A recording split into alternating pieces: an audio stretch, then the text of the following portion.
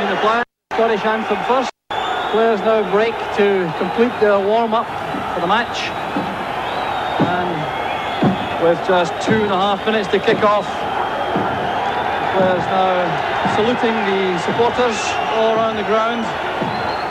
Well, you see the Lions rampant there, as well as the Australian flags on the terraces. And there really is a carnival atmosphere inside the Olympic Park. So there's the angle from behind the Australian moment. The Brazilian officials congregating in the middle, waiting for the players to join them. And there is the Australian line. Despite the numbers there, Robbie Dunn wearing number 15 will play at centre back, and Jimmy Patikas wearing 18 will play in midfield.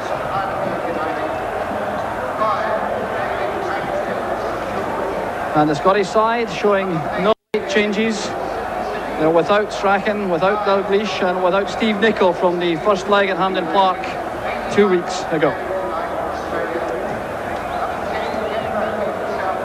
So Jim Leighton getting some practice, getting some help from Speedy wearing number 7.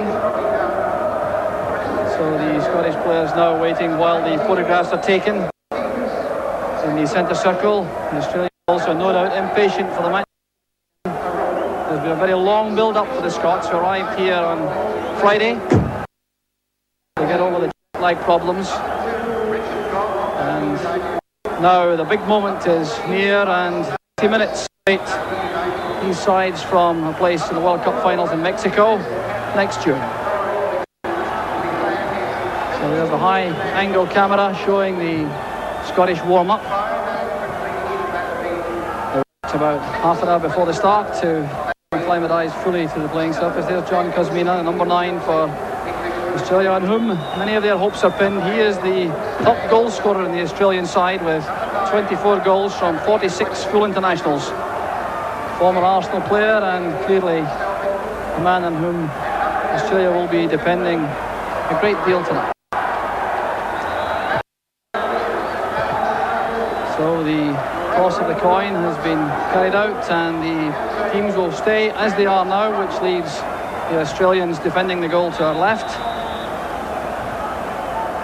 The referee now asking for the practice balls to be removed from the playing surface, and it will be Scotland who will start the match.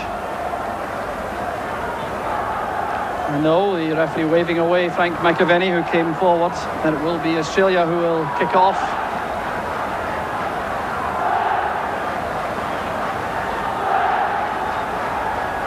So the Brazilian referee, Jose Roberto Ramirez, right, will get the game underway in a matter of seconds now. Scottish captain Graham Souness encouraging his men for the last time before the start of the match. He arrived yesterday, a long flight from Italy, but appeared none the worse, and slept for a long period on the plane. They're whistling around the stadium, encouraging the referee to get the game underway.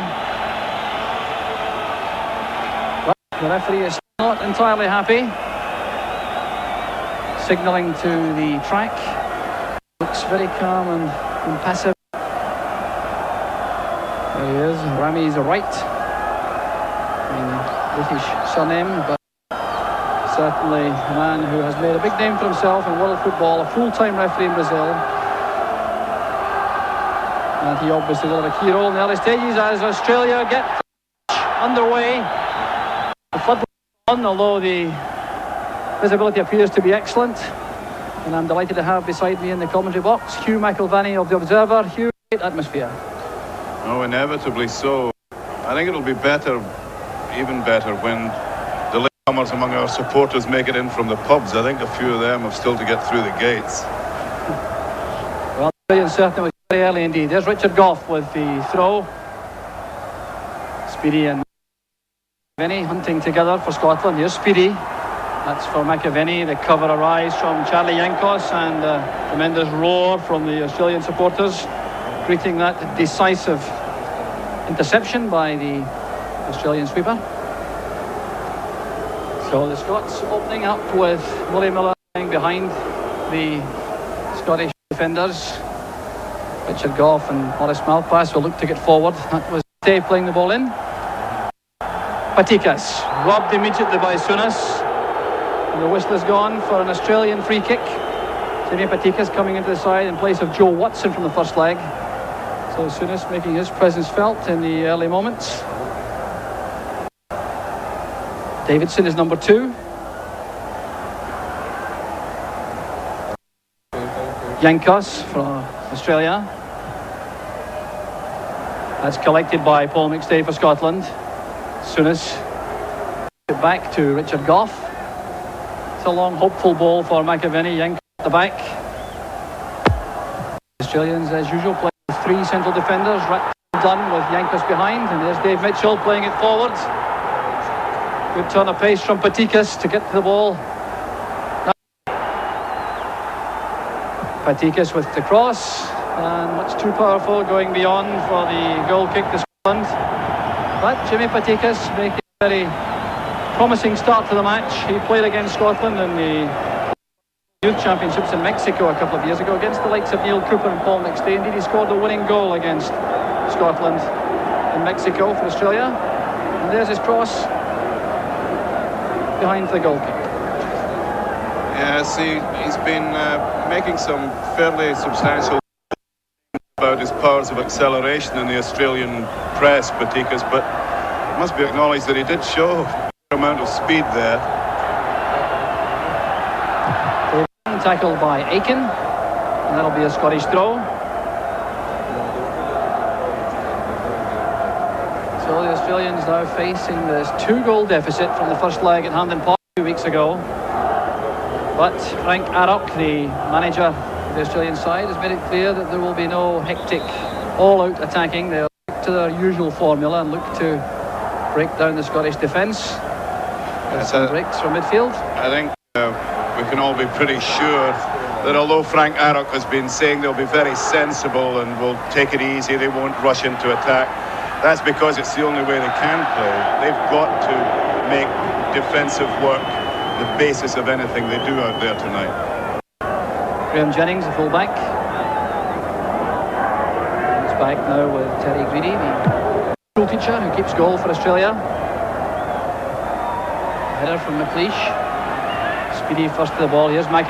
Now Davy Cooper has started the match on the right wing for Scotland, and I think that's a mark of respect to some extent for Graham Jennings, the number 3 for Australia, on the part of Alex Ferguson, who, in my opinion, of the Aussie number 3 in the first leg. So he's forcing more about defending than attacking with Cooper on the right.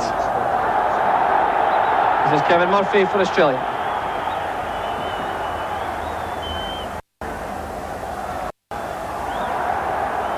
Crunching tackle. It was Willie Miller who challenged. Roy Aiken lofting it forward. Speedy chase. Doing a bit of pushing on David Ratcliffe, the Australian number 5. Free kick is quickly taken.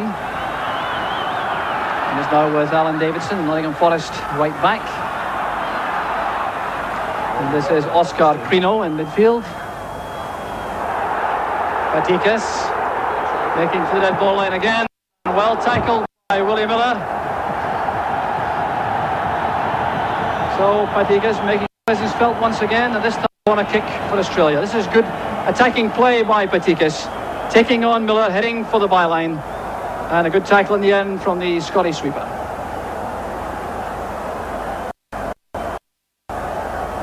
The corner kick will be taken by Oscar Crino.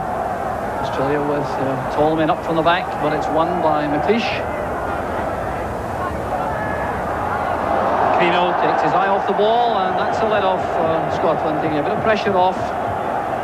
Crino to see where he would play the ball and letting it in for the throw. So there you go. Speedy under pressure from Jennings. Lunge, and it's Roy Aiken. Careless one picked up by Murphy. Aiken putting it into the Australian half. So just over 5 minutes of the match gone. Still no scoring, and Australia making an impressive start to the match, getting forward perhaps a little more than we all thought. That's certainly the case at the moment. This man Patikas already suggests that he could be an extra element. He's playing much more aggressively than any Australian played in Glasgow. Simply because he's got utterly genuine pace. So McAvenny is challenged, the ball goes to the Scottish throw.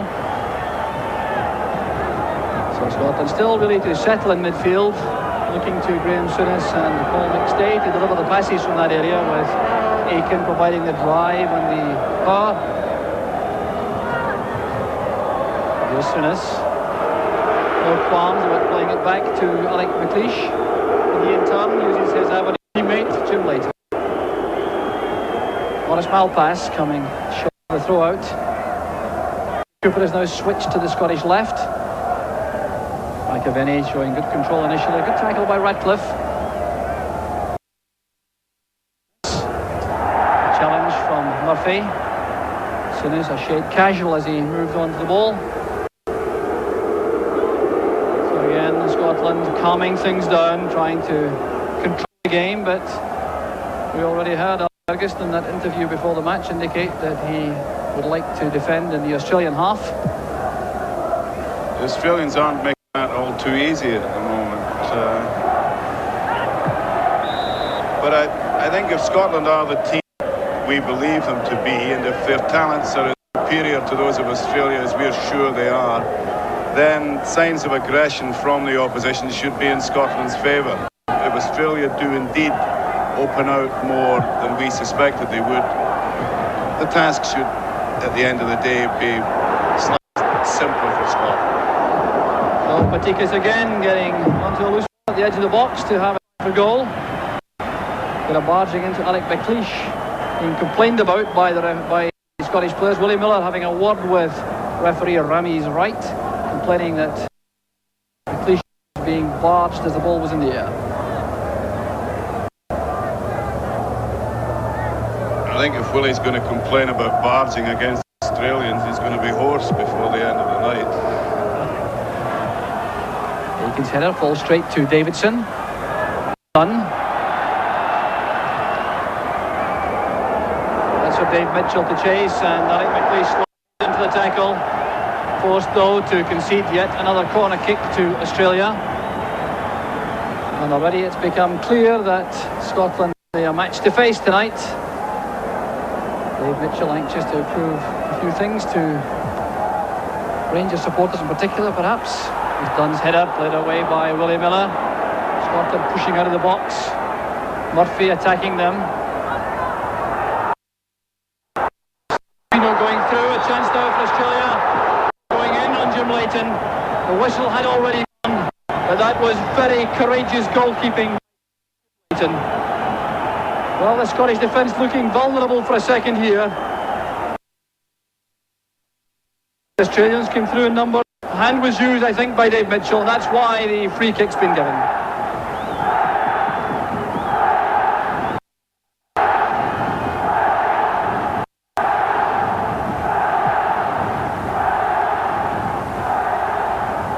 Commanding header by Dunn. Picked up by Souness. Once again, Murphy snapping in the tackle. Souness looking for Cooper on the left touchline, but the pass goes wrong and the Aussies have possession once again.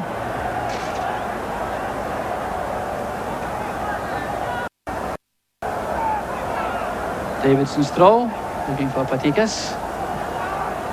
Davidson again under pressure from McAvenny, but resisting the challenge well. McStay chesting it down for Souness.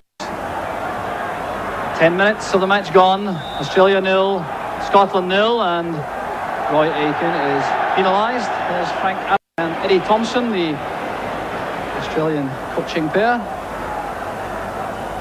Free kick to Australia, and again pushing the central defenders forward. Scotland leaving only Speedy and McAvenny up. Header came. Here's Crino. Souness into the tackle late, and that's a free kick to Australia. Well, the Australians still seeing the humorous side of that. Dave Ratcliffe exchanging a word with Souness.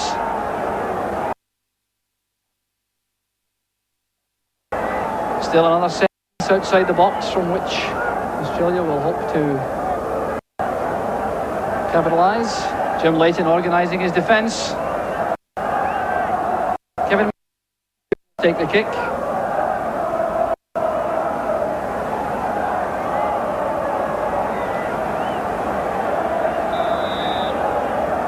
A long run up for Murphy. Flighted ball to the far post, but McLeish is there on his own. He's back into the danger area. Murphy again challenging. Hand was used by Australia, and Scotland have the opportunity to have some respite in defence and get the ball forward. Again playing it short back. McStay looking for Speedy, who's moved to the right. Cooper still hugging the left touchline for the moment. Souness hustled by Crino, but the free kick goes to Scotland.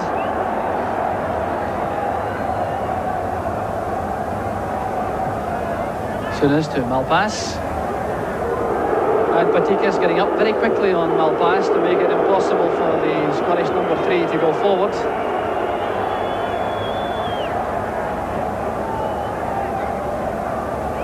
At the moment, the Australians are succeeding in applying the policy that Alec Ferguson hoped the Scots would be able to use. Running by Malpass, stopped by Yankos, and Murphy has it again in midfield. Trying to release Kosmina on the left. It's good from McStay. Chases on for Speedy. And that'll be the first corner kick of the match to Scotland. Speedy showing his tremendous acceleration over a short distance. And McStay was the architect of that move. A splendid pass, Speedy doing well, and Robbie Dunn also doing well for Australia with the late challenge. Yes, they were making us defend in our area for a little while too long there. But this may be a shade healthier. Dave Cooper lining up the in-swinger for Scotland. Richard Gough has gone forward, so has Alec McLeish. Roy Aitken also in the box. Well, that was dangerous, and no taker for Scotland as the Australians left it to each other, and it's gone harmlessly behind the goal kick. So a look at the grandstand here inside Olympic Park.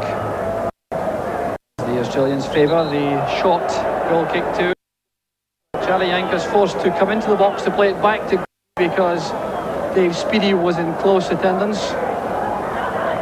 The goal kick must be retaken. Yankos winning his 16th cap.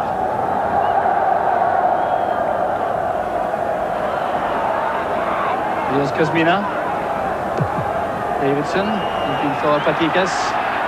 Souness changes, goes to Murphy, and McStay blocks the forward pass at the expense of a throw-in to Australia. Jennings will take the throw, but the referee, I think, will be concerned about a firecracker which has been thrown onto the field. So police officers at the scene to eliminate that distraction.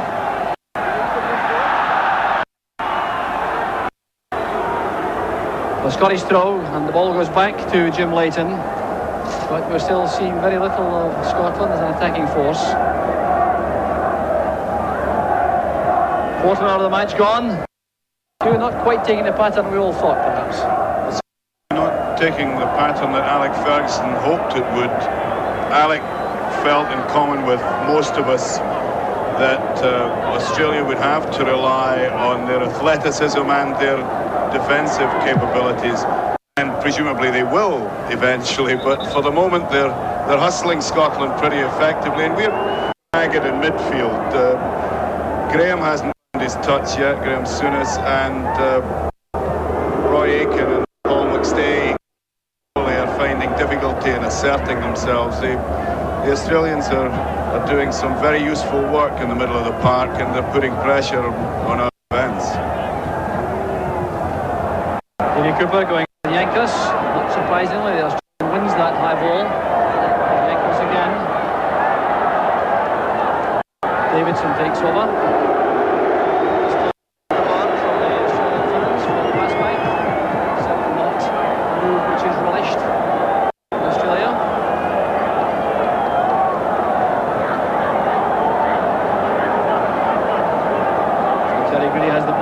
a sign of trouble on the terracing on the far side. A gap has developed.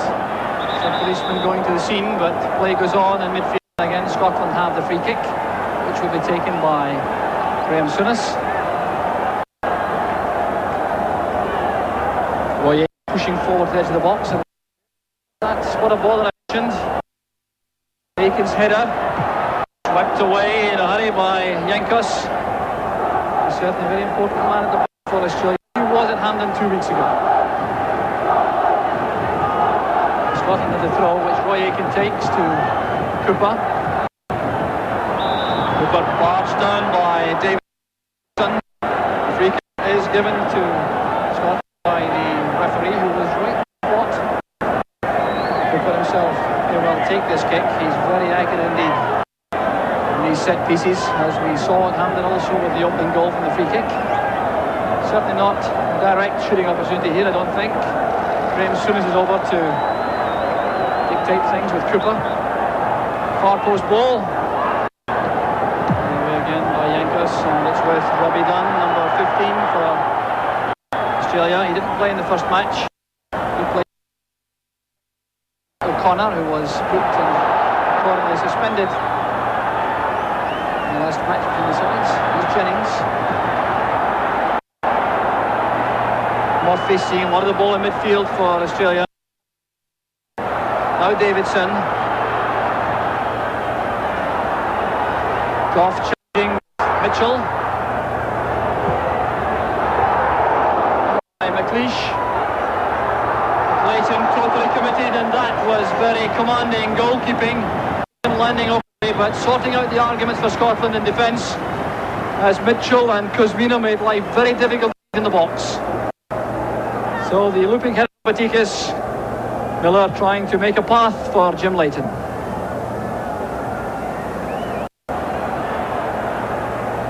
So this just continues number Scotland, and both backs, Davidson and Jennings, pushed into the flanks in that area with just 3 men left at the back for Australia, marking Speedy and McAvenny. Scotland haven't been able to push Goff and Malpass into the midfield area very often so far in the match. Here's Jennings. Leighton again is coming. The ball is free, and again the whistle goes as the Australians go thundering in to create the opening, and Leighton has taken a knock. I think Arok was perhaps sensing the opening goal for Australia. And there was a real danger it would come in that moment if, here we go with the replay of it. God, if Jim Leighton's going to have to take risks of that kind, we're not in for a very comfortable evening. Still, the goalkeeper has had a very good start to the match. He certainly has inspired confidence throughout the defensive ranks. And there's a contingent of the Scottish fans. 10,000 Scots in the stadium, most of them of course coming from Australia, and a contingent also, we understand, from New Zealand. So there's the main grandstand here in the Olympic Park. Jim Leighton has recovered. 20 minutes gone, still no scoring. McAvenny getting a good header, but no one in position except David Ratcliffe for Australia well to make that challenge. Yankos mopping up at the back, McStay put under pressure. That was good play from the Celtic midfield player. Yankos no doubt much more time on the ball than McStay would allow. Souness will take the throw. Cooper again switching across to the right. Souness with the pass, and it's gone for an Australian throw. Rather ambitious ball that from the Scottish captain. It's very clear that the crowd trouble wasn't at all minor. There's a heavy concentration of police in there now, and it's clear there was a real battle underway. Still the gap on the terracing, but it appears as though the police have things under control. Davidson immediately put under pressure by Speedy. That's why the pass went wrong. Malpass to Speedy. That's from Malpass again. Good play from Scotland. And Robbie Dunn's tackle. Well, the referee has given the go. Malpass, who made that very telling intrusion into the Scottish attack, has taken a knock. Appears to be in some trouble, but this was fine play from Scotland. Speedy sending the ball forward for Malpass. Tackle came in, and you see Malpass taking the full brunt of the challenge from Robbie Dunn.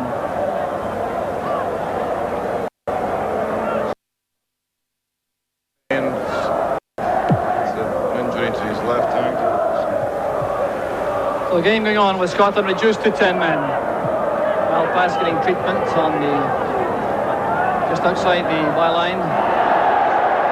Fast, incisive tackle from Speedy on Alan Davidson. Here to be Patikas.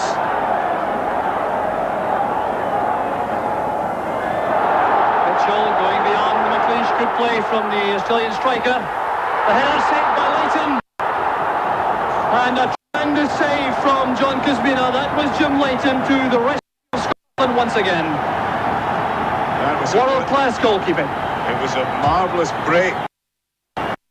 Ball from Patikas, and then it was a break on the right by Mitchell, and a very good centre, good header, tremendous save.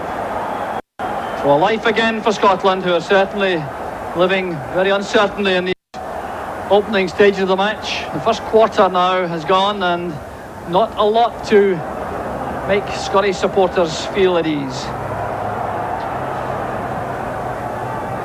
Speedy standing that tackle from Patikas initially, very well indeed. Miller thumping it forward. McAvey trying to get beyond Robbie Dunn. He's done well for Scotland. Referee waving play on. Some forlorn hopes for a free kick. Frank McAvey certainly thought he was fouled, but it appeared to be hard to argue with the referee's view of that incident.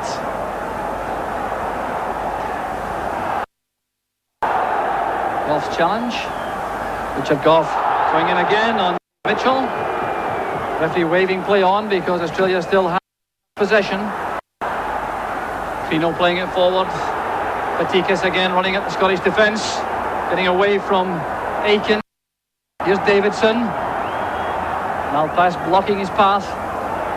Goff going up. That's what he does so well for Scotland. Jennings tackled instantly for Scotland by Graham Souness. That was fine defending by the Scottish captain. McAvey sent tumbling. The Scottish bench clearly must be feeling the anxieties of World Cup action. I think McAvey took the full brunt of that challenge in the back, and Scotland have possession from the free kick.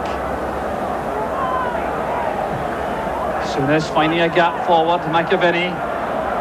Patikas made the initial challenge, which won possession back for Australia, and it's Patikas again. Very anxious indeed to make an impression on the match, and succeeding at the moment. Crino's pass goes astray. It's red for Scotland by Willie Miller. McAvey is offside. Greedy very quickly off his line, but the flag was up instantly, and the referee reacted immediately, so there was no chance on for McAvey, but that didn't detract from the goalkeeping of Terry Greedy for Australia.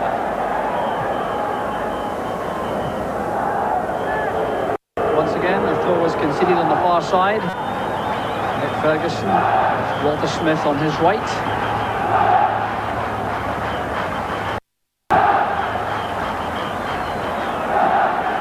Tackle from Willie Miller. Well, that's super play from Paul McStay. Has McAvey and Speedy up in attack. Still Paul McStay going all the way himself. Marvellous play from McStay, applauded on the Scottish bench. A good save from Greedy, and Scotland have the corner kick. Well, this is much more encouraging, Hugh. Well, that's the kind of declaration of quality that Scotland very badly need at the moment. That was a marvellous burst and a good shot by McStay. And at a time when we must admit that we have been outplayed thus far by Australia, we certainly need that kind of intervention from the quality players in our... So David Cooper will take corner kick for Scotland. Left. The crowded penalty area as Cooper loops the ball in toward the far side. Up goes David Speedy, one of the smallest players on the Scottish side. Malpass. He was offside, so too was McAvey. And Australia will have the free kick. So approaching the half-hour mark, Australia 0, Scotland 0, but that is a scoreline which should please Scotland more than Australia on the balance of play so far. Yes, already this match is shaping to become another of the classic agonies in the history of Scottish football. But at least it has one major difference from many of our experiences in the past. We're seeing magnificent goalkeeping on behalf of Scotland, and as we all know, that hasn't always been the case. Murphy doing well again for Australia in midfield, winning that joust with Souness to set up the attack for Australia. Davidson playing it in, but McLeish thumps it away, and here's Speedy now with Mac coming close. Now Aiken waiting for Malpass to make the run, which he does willingly once again. Looks for support inside. And Ratcliffe turns it back. Frank Arok was undoubtedly in some anguish about the clearance. Certainly appeared to be a little danger as Ratcliffe turned that behind. And Scotland again have a corner kick, which Davy Cooper is in no particular hurry to take. It would be nice if the Australians had the decency to panic now and again.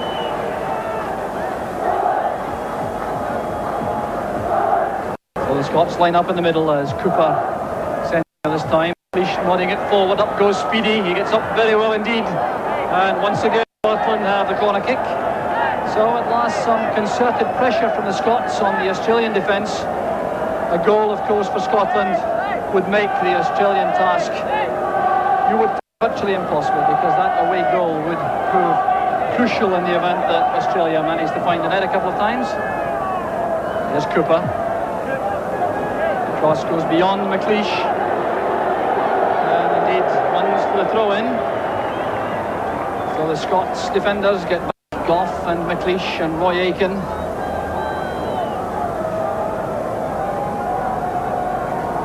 The Australians do seem to have lost some of their momentum in midfield for the moment.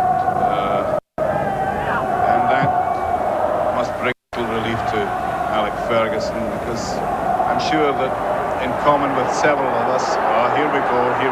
McAvenny taking on Yankos and looking for a penalty kick, but that's not the sort of award you tend to get in World Cup action.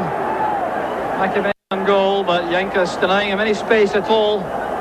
That's a good play on that occasion, again coming from the Scottish midfield, with Souness becoming more influential in that area. I don't think Frank's mother could have imagined that was a penalty. Well, from behind the goal it looked a little bit less healthy for the Australians, but The ball completely anyway, and I think he made a lot of the collision when it happened. so Terry Greedy walking the ball out for Australia. Australian pace seems to have dropped a little as Patikas has been less involved in the action in the last 10 to 15 minutes. The Scots reacting to the threat he posed in the opening 10 minutes. McAvenny appeared to be barging into Ratcliffe, and a bit of unpleasantness caused by McAvenny's challenge, and the Brazilian referee will now calm things down. But Frank McAvenny, I don't think, can be too pleased with his involvement in that. The high ball, he certainly was not watching. He was running towards Ratcliffe, and that's what upset the Australian defenders.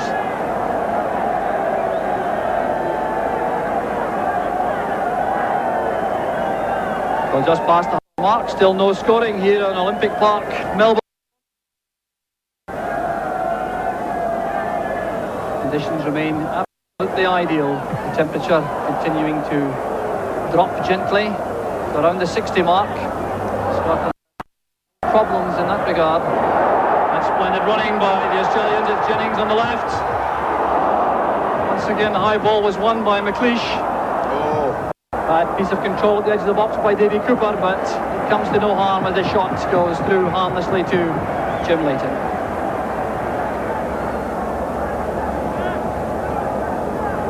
You were saying the Australians lost quite a bit of their authority in the middle of the park.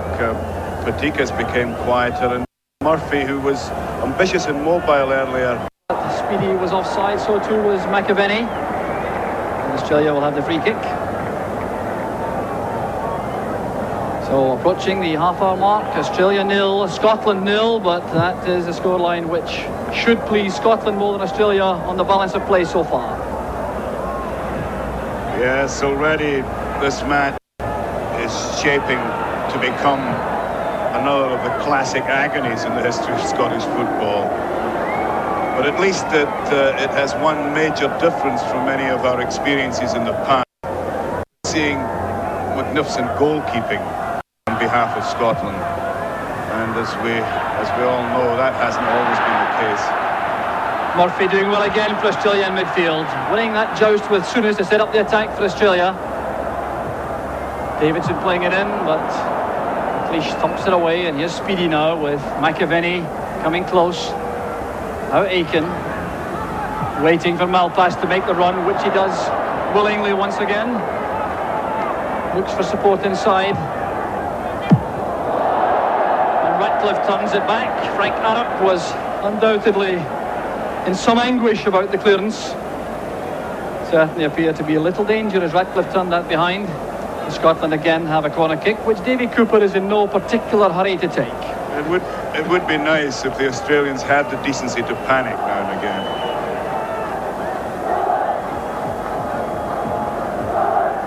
So the Scots line up in the middle as Cooper sending this time. McLeish nodding it forward. Up goes Speedy. He gets up very well indeed. And once again Scotland have the corner kick.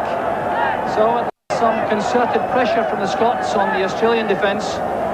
A goal, of course, for Scotland would make the Australian task, you would think, virtually impossible, because that away goal would prove crucial in the event that Australia managed to find the net a couple of times.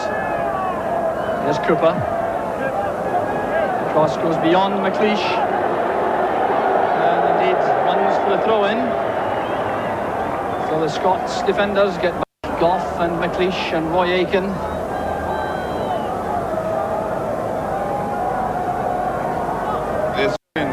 Seem to have lost some of the momentum in midfield for the moment,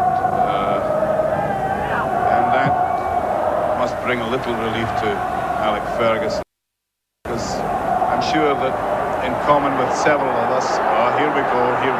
McAvenny taking on Yankos, looking for a penalty kick, but that's not the sort of award you tend to get in World Cup action. McAvenny boring in on goal, but Yankos denying him any space at all. Good play on that occasion, again coming from the Scottish midfield, with Souness becoming more influential in that area. I don't think Frank's mother could have imagined that was a penalty. Well, from behind the goal it looked a little bit healthy for the Australians, but he had lost the ball completely anyway, and I think he made a lot of the collision when it happened. So Terry Greedy walking the ball out for Australia. Australian pace seems to have dropped a little as Patikas has been less involved in the action in the last 10 to 15 minutes. The Scots reacting to the threat he posed in the opening 10 minutes. McAvenny appeared to be barging into Ratcliffe, and a bit of unpleasantness sparked off by McAvenny's challenge. And the Brazilian referee will now calm things down. But Frank McAvenny, I don't think he'll be too pleased with his involvement in that. The high ball, he certainly was not watching. He was running towards Ratcliffe, and that's what upset the Australian defenders.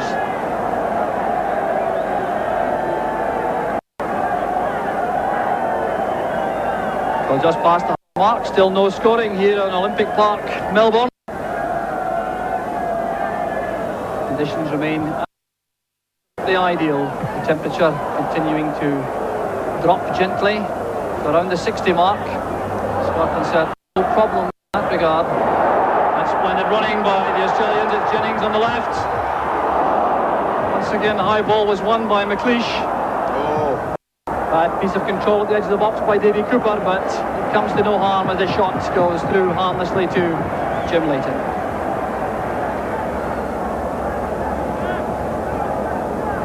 As you were saying, the Australians lost quite a bit of their authority in the middle of the park. Patikas became quieter, and Murphy, who was ambitious and mobile earlier, faded out a bit, but we're making problems for ourselves. McAvenny was looking for Speedy, but allowing Dunn to... A late challenge by Murphy. And the referee taking a firm hold on the match. Cooper had played the ball away before Murphy arrived.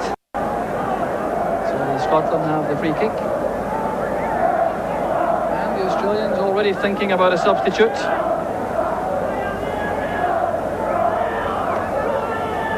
Terry Green not happy with his defensive positioning. As soon as plays it forward, varying the pattern, the low one to Speedy. McStay trying to force it wide. Crino gets away from McStay. Ball played into space for the pace of Patikas. But here's Davidson for Australia. Souness waiting at the edge of the box. Speedy taking up good position right again. He's away from Dunn. And the body check from Murphy brings another free kick to Scotland. But David Speedy looking very positive whenever he gets possession. The scorer of 6 goals for Chelsea in the last 7 matches. And that's without, of course, over Graham Sharp, the Everton striker, as Dalglish dropped out of the squad.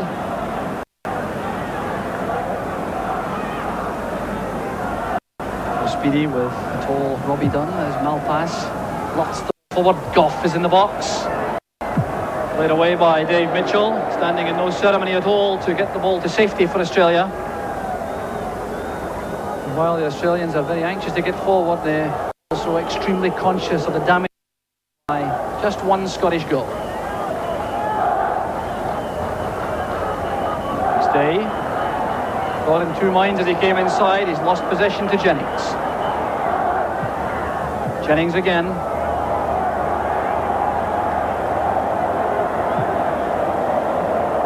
And Murphy this time popping up on the right flank for Australia. Trying to go outside Roy Aitken. An Australian throw. Aitken's determination written all over his face.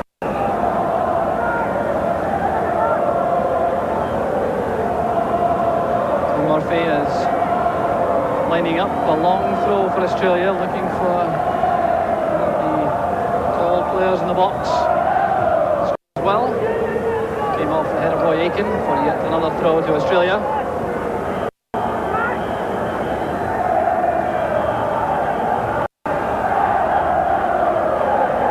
Here's Murphy, the former Dundee United player, with the throw again in the near post area.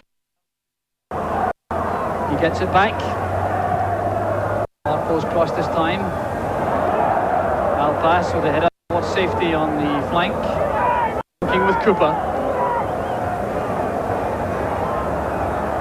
Cooper forced by the immediate attention of Murphy to play the ball out for the throw.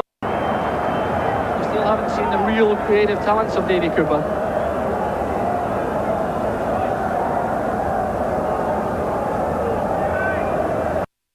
Murphy's throw again, posing problems for Scotland. Good, positive header. And that's turned out by Jennings. The Brazilian linesman indicates a Scottish throw.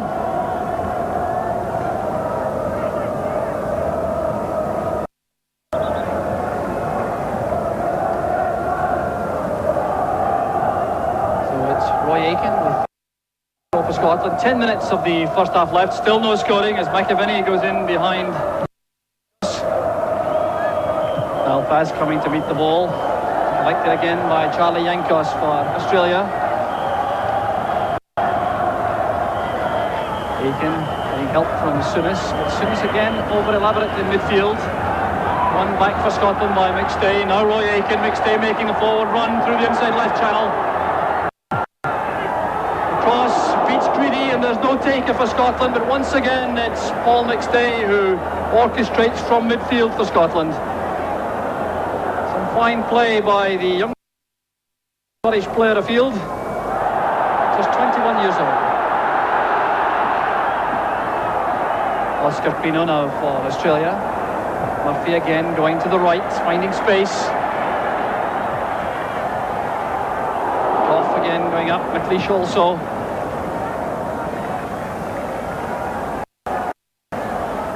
Australia again having the chance to test the Scottish defence in the air from a long throw. Change pattern this time, the short one to Jennings. Header falls straight to Davidson. The Australians have all the players except Dunn and Yankos back. They're all up, pushing forward to create the opening. Well pass, turning it back, and the shot goes wide. A hand was used though by Dave Mitchell. And yet another moment for the Scottish defence to breathe uneasily.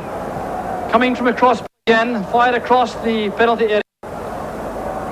Turned away in the end by McLeish, but the whistle had gone for handball. Yes, we're not short of anxieties up there in Jim Leighton's penalty area. I don't imagine he expected this kind of evening. Dunn thumping it forward, Mitchell chasing with McLeish, Miller providing the cover. And that's a good tackle by McLeish. Kept on his feet, kept his eye on the ball. Speedy up with Yankos. McAvenny controls it well. He has Cooper on the left. Now a chance for Cooper to run at Davidson. Finding Speedy inside. McAvenny waiting in the middle, but here's Souness. Souness sprinted fully 20 yards to be available for that cutback from Speedy, but he couldn't get the shot on target. You're quite right to emphasise the approach of Speedy. He said before this match that he was sure some of these big Australians would have a look at his physique and decide instantly that they'd have no problems with him, and he said he hoped that was exactly how they would see him. He said by the time they find out the truth, they'll be out of the World Cup. But they're certainly not out of the World Cup yet. Certainly Dave Speedy has lived up to his pre-match intentions. Alec Ferguson remains pensive with his coach Walter Smith. It's the throw. Speedy forced to try to recover. Aiken is penalised and Speedy takes a knock in the face. So an Australian free kick. These situations always cause problems with men like Robbie Dunn to go forward to join the attack with Ratcliffe. Tall men, dangerous in the air. Davidson's free kick. Dumped high in the air and certainly not to safety for Scotland. Roy Aiken being barged by Dunn. The referee allows play to go on. And the goal kick's been given to Scotland. So just a little over 5 minutes of this first half left. The honours undoubtedly going to Australia in the opening period, but the most important aspect for Scotland is the scoreline, which remains blank. Yes, Alec Ferguson was well aware that there would be considerable danger from set pieces, from corners and free kicks, with so many big, strong men in the Australian team. Frank Arok says they're the best team in the world in the air. Well, that's obviously a bit of an exaggeration, but they can do damage in the air. So Murphy takes the full brunt of an Aiken tackle, and the referee has had a word with the Scottish number 10. As Murphy goes down, that was a Roy Aiken, bringing an Australian move to a halt. Certainly brought the Australian bench to its feet. Again, Murphy still making a big impression on this first half for Australia, winning his 14th cap. Flighted in by Yankos. The cavalry charges on again, another big men, but it's Leighton who comes out to settle any arguments for Scotland.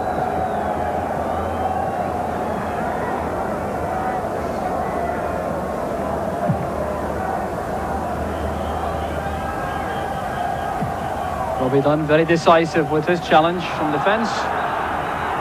And this time it's Souness who's being spoken to by the referee. Indeed, the yellow card is coming out for the first time in the match. And it's the Scotland captain who is... Well, he missed the match in Cardiff through suspension. Had to watch the agonies from the stand.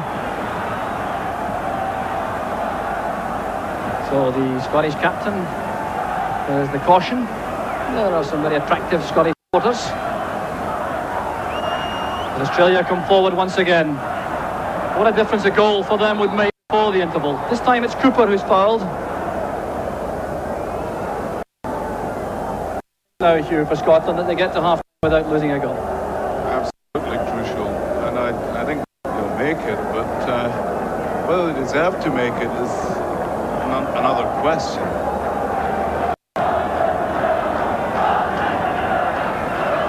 Machiavelli goes up, Dunn stumbles. Speedy looking for some scraps inside the box, but no problems there for Ratcliffe for Australia. But Machiavelli's hustling tactics again, making life tough for the Australian defence. He did so well in Hampden in his first national, giving the Australian defence no peace at all, and Ratcliffe content this time with a throw.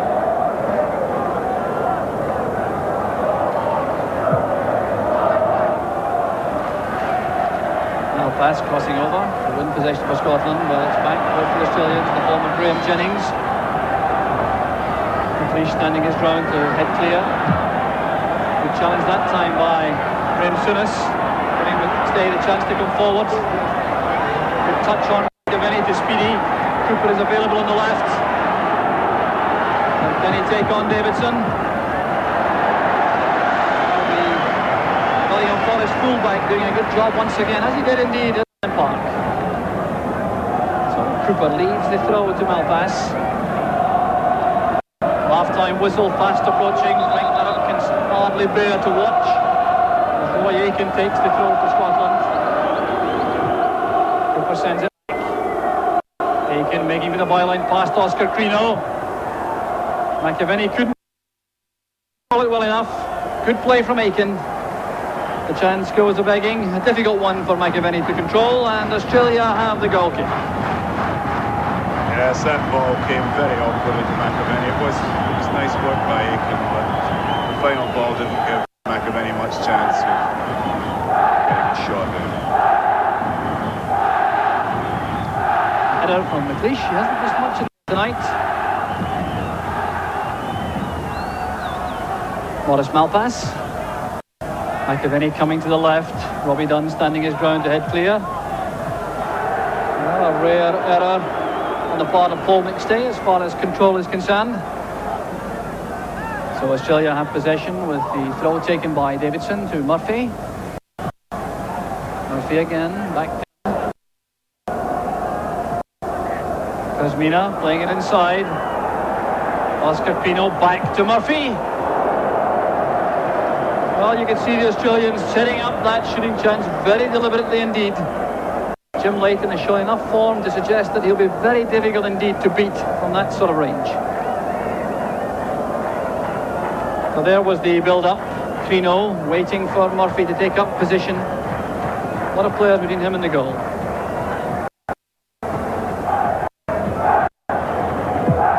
So with Leighton's goal kick, we're inside the final minute of the first half. Brief interruption only for treatment for one injured player. Speedy playing it at Vinny. Back it comes to Aiken. Speedy making a second run for Scotland up front and winning it, or preventing it going for the throw, but having to concede goal kick. A tireless worker up front, David Speedy. Still to break his scoring duck for Scotland, although he was involved in that vital penalty incident at Ninian Park, Cardiff. Davy Cooper scored the goal, and Scotland the right to be in Melbourne. And there goes the half-time whistle. Australia 0, Scotland 0. The Brazilian referee calls to the ball, and the Australians go off. Certainly having taken the first half honours, first half display from Scotland, which has caused lots of anxiety among their supporters. The hero undoubtedly in the first half of Scotland was Jim Leighton, but Scotland still hanging on, no scoring, and with that we hand you back to Arthur in the studio in Glasgow. Well, I don't know what the tension's like at the Scottish beds, but it's pretty tense in here. Kenny, a quick comment on the first half. Was it more or less as you expected? Well, obviously they've got to have a go if they're 2-0 down. Jim Leighton did a magnificent save from ahead of there. But apart from that and the odd scrambling about the goalmouth, I don't think Scotland have been under much pressure really. They've not played as well as what they'd like to have played. Australia Australia seem to be picking up an awful lot of things that are knocked down, both when attacking and defending. And I think if we pick up a bit more of those, we'd be a lot happier. But I think we're anxious. OK, well, we'll take a short break here and we'll be taking a look at some of that first half action when you rejoin us in a couple of minutes from now.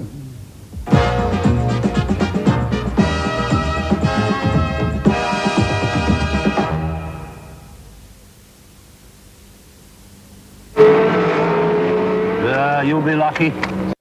Olympus trip AF? No. Couldn't snap twigs. You want to get on in this game, get yourself a complicated camera. No point, this does the lot. Yeah. Automatic focus. Sure. Automatic exposure. Even tells you if you need a flash. Too simple, son. Too simple by half. Give us a wave, Banjo Long. Hi, Bailey. Hello, Sean. Bailey? What did Bailey? Stow me. All your records. Olympus trip AF. Too simple by half.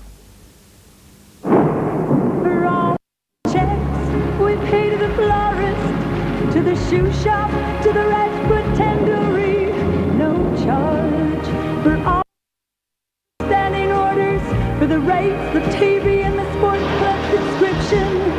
No charge for the use of our cash dispenser at twilight, falling rain. No charge for all these services for all NatWest personal customers who stay in credit. There'll be no charge. NatWest, the Action Bank. Here we are, Mr. Morton. The Shell wine glass matching decanter. Chip will be pleased. I must hurry, no time to waste.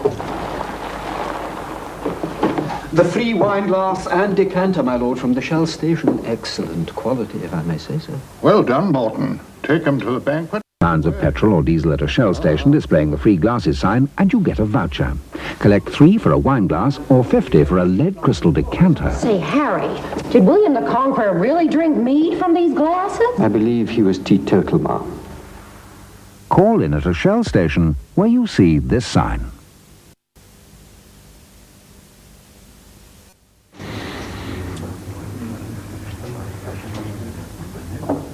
G'day. When they invited me along to this turnout, I took the precaution of bringing enough of the amber nectar to go around. Looks like I did the right thing too, because that stuff looks to be about as popular as a rattlesnake and a lucky dip. True. Must be worth a thought. Foster's, the Australian for lager.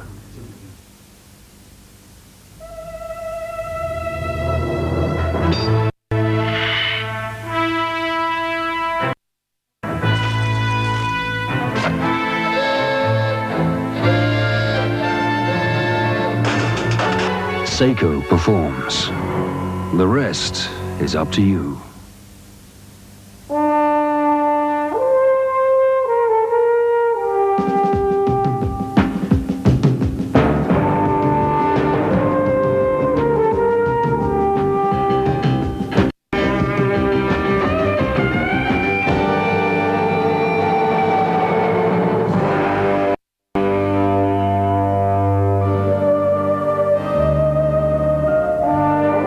Because the lady loves milk tray.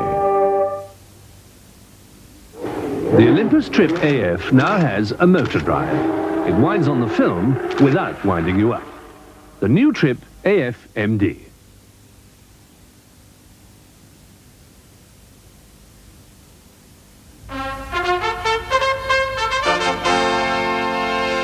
Good morning again. Welcome back to the Scots Sports Studio. Cup special. If a reminder that the half-time score in the Olympic Park in Melbourne is Australia 0, Scotland 0.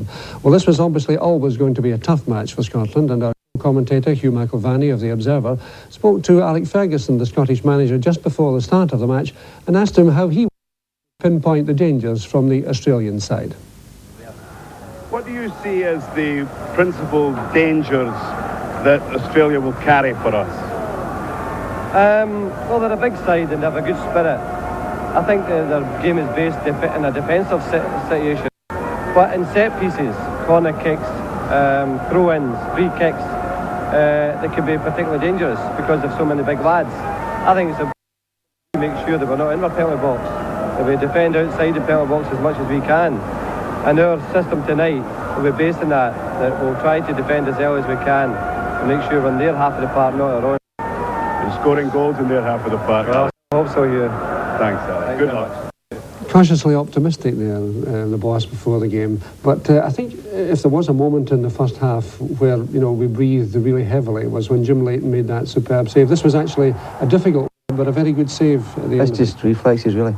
He's got right in the road of it. Unfortunately, it fell to Graham. Got a turn to hook it away.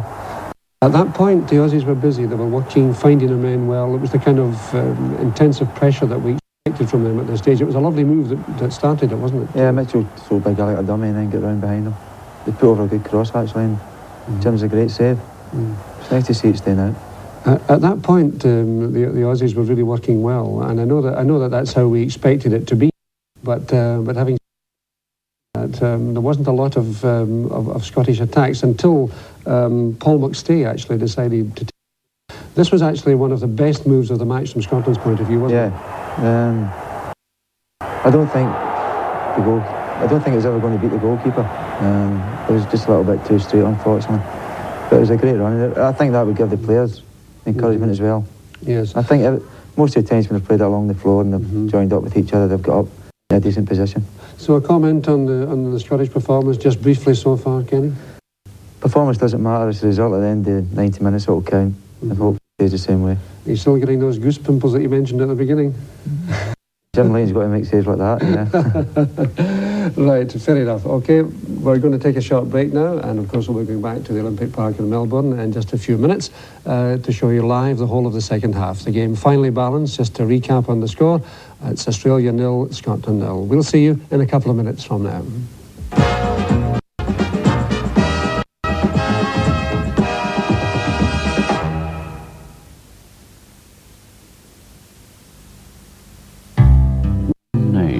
Is always at hand, synchronized perfectly, precision crafted, designs inspired by nature, always heavenly to wear, accurist, a watchword for style. The new Filishave Electronic. Look, double action system lifts each bristle and cuts it extra close. Other dry shaver does this. The unique Filishave floating heads adjust to fit your perfectly. It recharges in just 1 hour for weeks of unbeatably close shaving. You only get one face. Get twice the shave. The Filishave Electronic, another sensation from Philips. Where you gonna spend this Christmas? Who you got in mind this year? Christmas is a gift at Woolworths. Christmas starts right here. All the gifts you know they'll love. Gifts that show you care. Gifts to take that sights. It's Woolworths first for sweet delights. Christmas is a gift at Woolworths. Gifts that bring good cheer.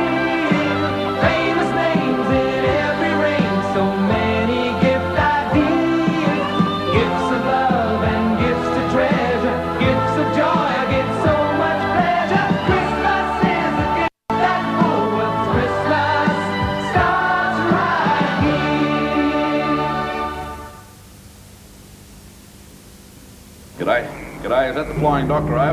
Copy you, Bruce. Billy is real crook, Doc. He's sweating like crazy. Temperature of 104. Well, he looks terrible. What do I have? Give him a cold drink. The coolest thing in the house until I get to you. Otherwise, well, it can be real bad.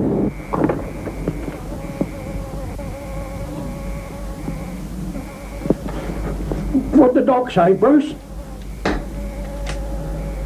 He said it's going to be real bad, Bill. Castlemaine 4X. Australians wouldn't give up Castlemaine 4X for anything else.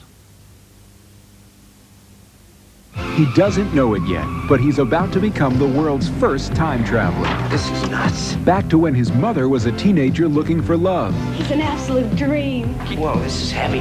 Back to when his father needed a little push. I'm your density. It was a wonder I was even born. Meet Marty McFly, the first kid ever to get it before he was even born. Steven Spielberg presents a Robert Zemeckis film, Back to the Future. Get back to a cinema near you. Check press for details.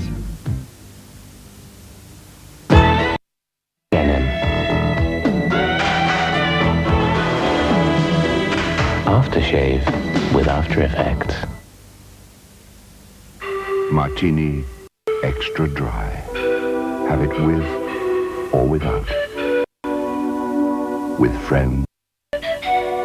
With pleasure.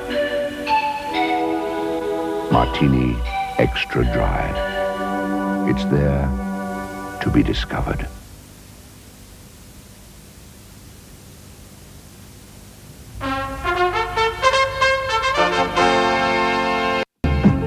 Again, good morning once more from Glasgow, and a reminder, if you just joined us, that the half-time score in the vital World Cup playoff game in the Olympic Park in Melbourne is Australia 0, Scotland 0. The match very, very finely balanced, and of course Scotland leading by 2-0 from the first match at Hampden Park 2 weeks ago.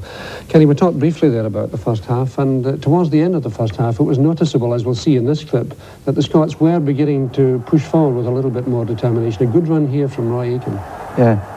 As I said before, there's twice David Speedy and Morris Malpas almost got in. Just by playing the ball along the ground and creating a bit of space for themselves. Fine. See what's happening out there. The team's not quite out for the start of the second half, and this gives us an opportunity to have a quick word with Jock Brown and Hugh McIlvanney, who are our commentators out there. Jock, a very tense first half by all accounts. It certainly looked that way from here. Did you feel the tension yourself? Without question, Arthur, it was a case of agonies once again in a Scottish World Cup occasion. It really has been very difficult indeed to watch us go through this mill once more. We never seem to make it easy at all. Hugh, I think that was your feeling too.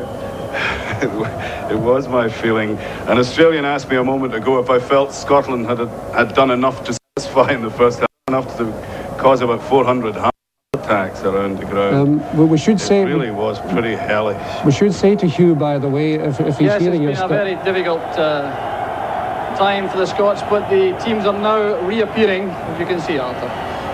Right. One final comment.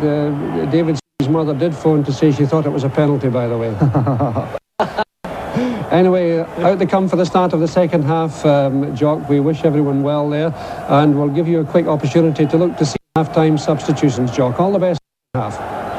Thank you, Arthur, and welcome back properly to Melbourne. In terms of action, we have the sides back in the field, and no sign at all of any Scottish substitution, I can tell you that.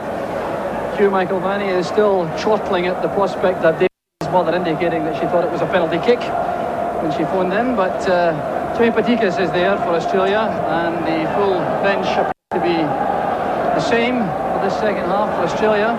There was some indication of a warm-up being out for one of their players, but it appears to be the same 2 sets of 11 players who will start this crucial 45-minute period, which will sort out the fortunes of these sides as far as the World Cup in Mexico is concerned. Just a reminder, though, that should Australia manage to win by 2-0, we would go into extra time and, dare I say it, to penalty kicks. So it's Scotland who will start the second half. It will be very interesting to see what changes they may have made to the pattern with a view to stemming the Australian side of the first half. Well, in the interview from Alec Ferguson, who was anxious to defend in the Australian half, he didn't manage to do that in the first half. Let's see what changes have been brought about by the half-time tactics talks. The referee from Brazil taking a very long time to satisfy himself that everything is in order for the start of the second half here in Olympic Park, Melbourne, and the Scots get the match underway once again. The long ball forward from Souness goes harmlessly behind for the goal kick, but certainly sends the ball to that Australian half. I think one favour the Australians did us in the first half, Jock, was in becoming rather obsessed with getting the ball to Mitchell in the air. McLeish was doing very well in that competition up high. I think if they attacked McLeish on the ground, they might get more joy. McLeish again showing good judgment there for Scotland, allowing Mitchell to go forward and miss the long high ball. McLeish himself was then fouled by Kosmina, and that's why Scotland have the free.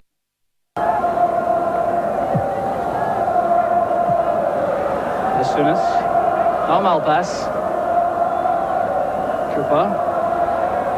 Dropped by Ken Murphy, who certainly had a fine first half for Australia. That was well read by Goff. Speedy coming back, sprinting into the tackle. Once again, an occasion when Ratcliffe clearly thought he was going to have more time to play the ball, but it's an Australian throw. And here's Graham Jennings. Again, the high ball favoured by Australia. And once again, Scotland equal to the task as Davy Cooper collects away at the corner flag. Looking for McAvenny with a long ball forward. McAvenny, I think, penalised for a bit of charging into Robbie Dunn. And indeed, Australia again have a free kick. Frank Arok is on the track, urging Dunn to get forward to join the attack. He can't believe his defender's reluctance to go forward. So again, the high ball in. Ratcliffe is underneath it with McLeish, who is once again the winner for Scotland. But throw gives Australia the opportunity to test the Scottish defence again with a long ball. Ken Murphy has shown his ability in that respect in the first half. Goff waiting in the precise area where he expects Murphy to send the ball.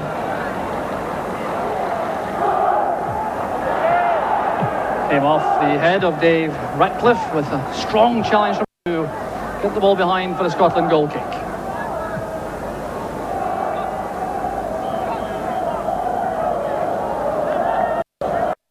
When Goff attacks the ball on those occasions, he gives the impression that if there's a head in the way, he'll be right through it.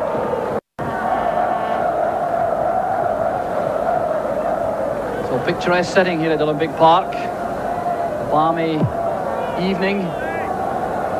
Floodlights now on as darkness has descended. Remember, it's 9 o'clock in the evening here in Melbourne.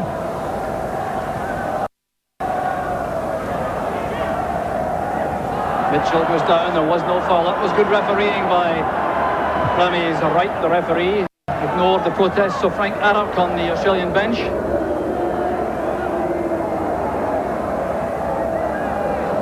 Yankos for Australia. Robbie Miller keeping his eye on.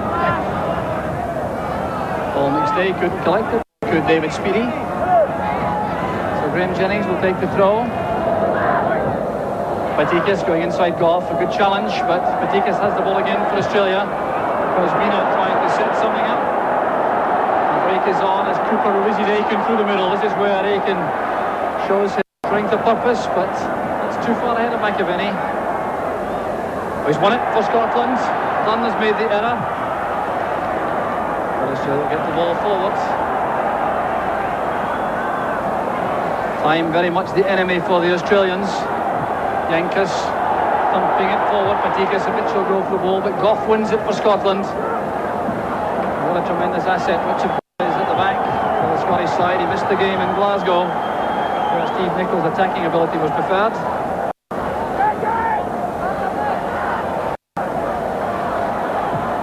Kosmina playing it in again. Goes Mitchell. It's too far out for the header, and Leighton has all the time in the world to collect for Scotland. Still, we've yet to see Scotland as the attacking force in the second half of the match.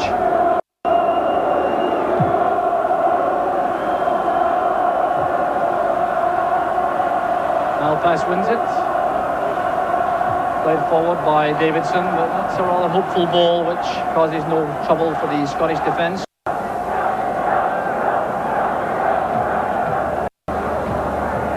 Banner hanging from the roof of the covered terracing, reflecting a hostelry in Edinburgh. Aiken to Cooper.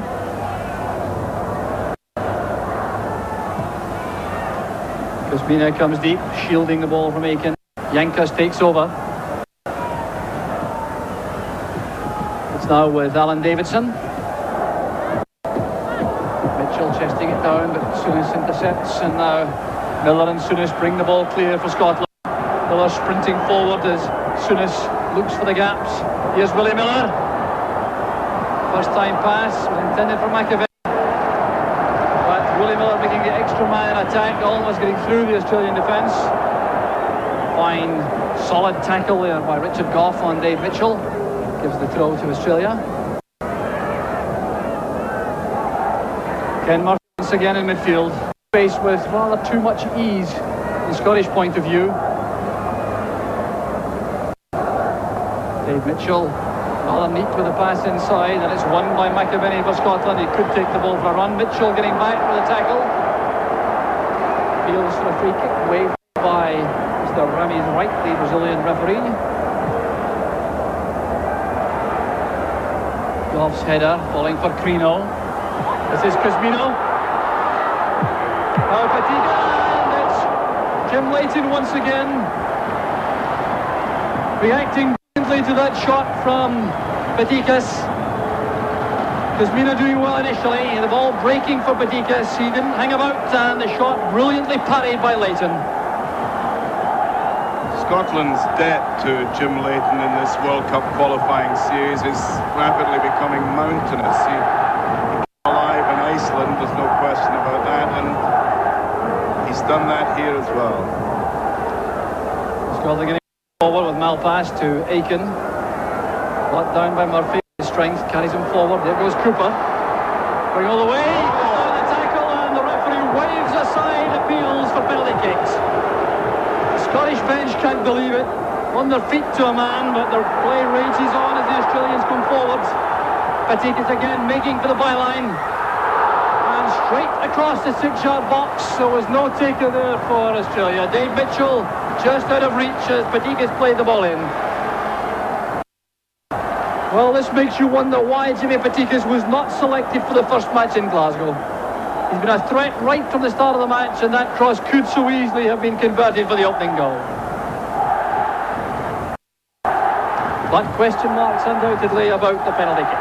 Oh, I think I'd take a lot of convincing that we didn't have a pretty strong case in that instance. We were significantly deprived of a replay, I think, weren't we there? Yes, the Australian director electing not to show us that again, but there was a lot of action going on at the other end, so it's Australia again who have possession. Charlie Yankos. Interception by McLeish, and Cooper has a bit of space now to attack Davidson.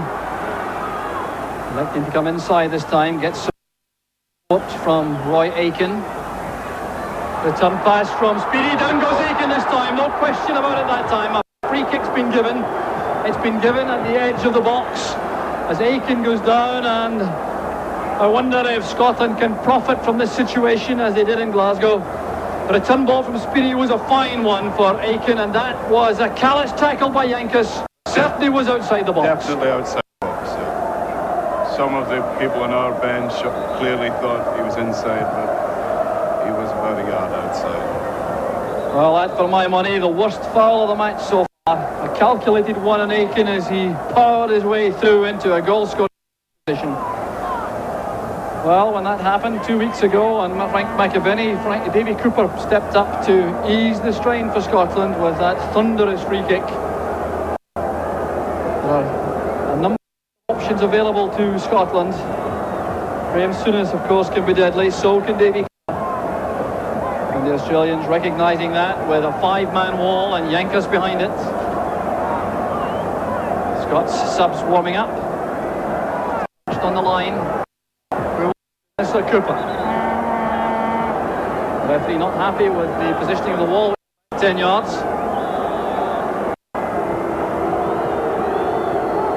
Souness. McStay. Deflected, but the ball McStay for the corner kick is fruitless. And Paul McStay with the effort at goal. Not very accurate, as you see from this.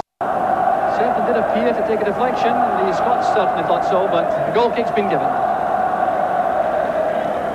So 10 minutes into the second half, still no scoring here in the Olympic Park, Melbourne, as Scotland begin to assert themselves a little more attack. One very strong penalty claim denied as Davy Cooper went down then. The foul on Roy Aiken required to prevent a very good scoring opportunity for Scotland.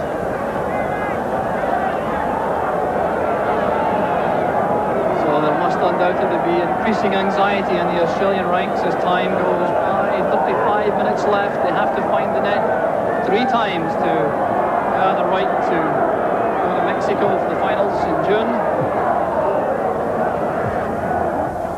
Yes, I think they must be coming to the conclusion that the future is behind them. That their great chance came in the middle of the first half when they were doing so well. Every minute that passes now multiplies the pressure on them. As they get more tired, they're liable to get more resigned. Unless, of course, they contrive something special for themselves right now. Well, they had the chance. That free kick for the challenge on John Kosmina gives Alan Davidson a chance to test the Scottish defence in the air once again. Lofted ball, up goes Goffey. Get to Robbie Dunn is there. It was blocked brilliantly by Willie Miller, attacking that ball in the box that he does so well for Scotland and Aberdeen. And now on the break, winning some space for himself. Paul McStay sprinting up on his outside. Still McStay. It's beyond McAvenny and also beyond Davy Cooper. That's very good play indeed by City in particular. He cushioned the ball back to McAvenny very well and then broke on the return splendidly.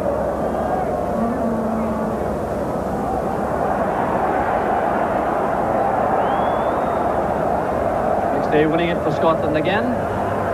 Depth though undoubtedly due to Willie Miller in that last Australian attack. Fine blocking tackle as the shot came in. Here's Dave Speedy. Souness off to go outside, uses him as a decoy. The out-swinging ball flighted in, and Greedy does well to beat the ball clear for Australia. Miscue by McStay. He does well to recover and find Souness. Souness looking for a 1-2 going forward. He was bolted in and so he was penalised. Again, a free kick outside the box for Scotland. Perhaps too far out for a direct shot at goal, although we have seen some special efforts from Davy Cooper from this sort of range. There's a definite hint now that the Australians are getting war weary. I think our players can step up the pressure, then maybe some reward for them at this stage of the game.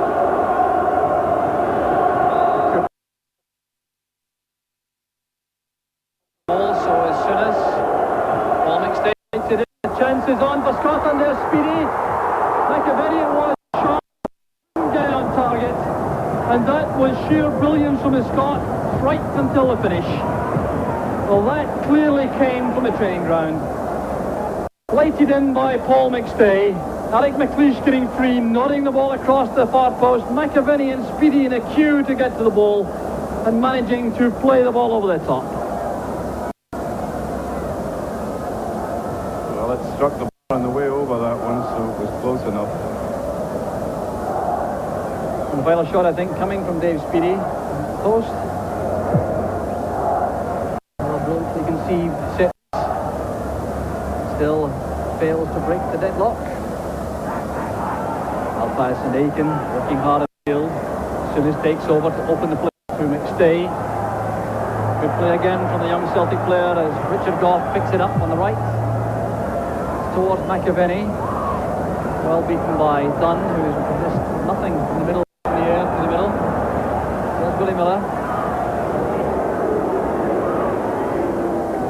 I was just thinking when Willie made that tremendous block a couple of minutes ago, a lot of people in the crowd would think he was pretty lucky, but he's got a habit of doing that sort of thing. Miller again challenging Mitchell. Complete determination. This is a rather ambitious ball, I think. First time pass. Jennings to control it the first time. McStay with Goff making the angle, and he came inside. Well, no question about that. A clumsy challenge by Speedy, correctly penalised by the referee. Speedy complaining about the quality of the pass.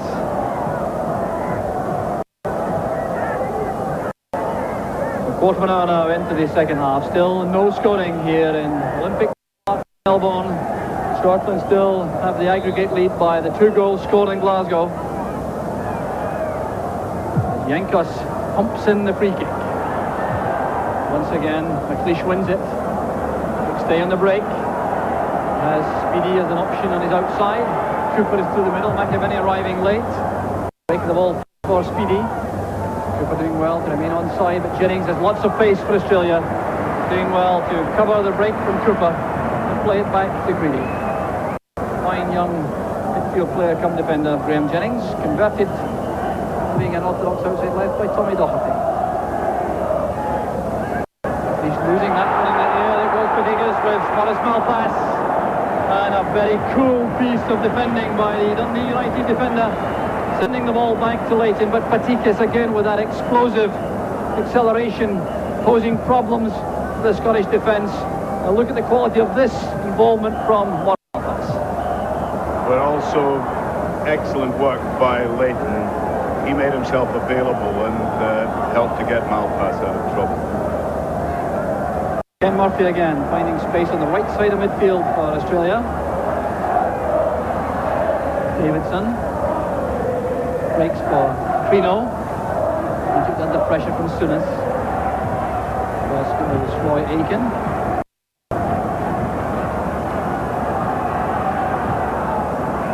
Tense Australian bench. Get across again. Souness going to touch this. Kosmina.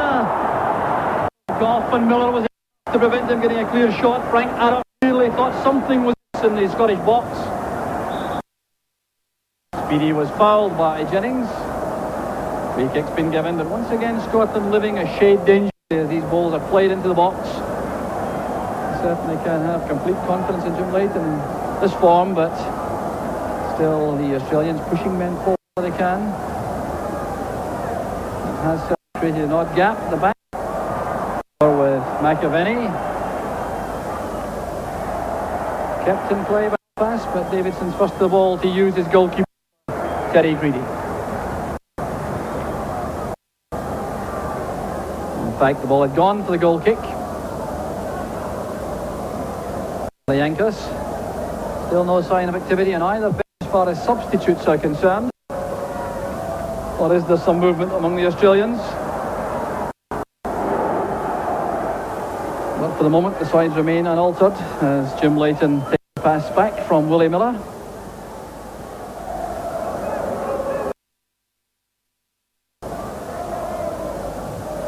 Aiken's control wasn't positive enough. It was won by Souness. He hasn't quite been as influential in midfield as I'm sure Scotland would have liked. He certainly rejected any thoughts that the long journey for arrival had any on him as far as fatigue was concerned, but certainly not the commanding midfield player we've seen on so many occasions.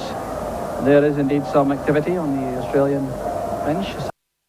Warming up as McStay breaks on the right for Scotland. Blocked by Ratcliffe. He did well to get it back towards Speedy, and that was a vital interception by Yankos for Australia. It's Oscar Crino now coming forward. The interception was by Souness. Good play from the Scottish captain. Aiken helps it wide. Cooper. Aiken charging forward again. McStay. Souness becoming more and more involved now. That's towards Cooper. A rear header from the Rangers winger. Crino playing it wide. Jennings. Goff intercepts for the benefit of McStay. Now Aiken. Crino steps in, but the Scots need to put some passes together in midfield, and that will undoubtedly have a tiring effect on the Australians. Yes, there's no doubt that the Australians are showing signs of sinking under what we always considered to be the inevitable. But it's a little disappointing that McAvenny has been so peripheral in this game. He's done some good things, but he hasn't been the constant threat to Australia that I'd hoped he would be. There's Richard Goff taking that point, lofted pass from Souness. Across the face of the goal again from Davy Cooper. It's picked up by Ken Murphy on the far side for Australia. And the Scots now asked Murdo McLeod to warm up. The Australians with 2 substitutes now warming up, and Scotland just with Paul McStay got treatment. He's now rejoined the battle. And certainly I don't think it's Paul McStay who's liable to be replaced. He's played very well indeed and been at the heart of most of the good creative work for Scotland. McAvenny towards Speedy. Ratcliffe wins it in the air. Jennings forward.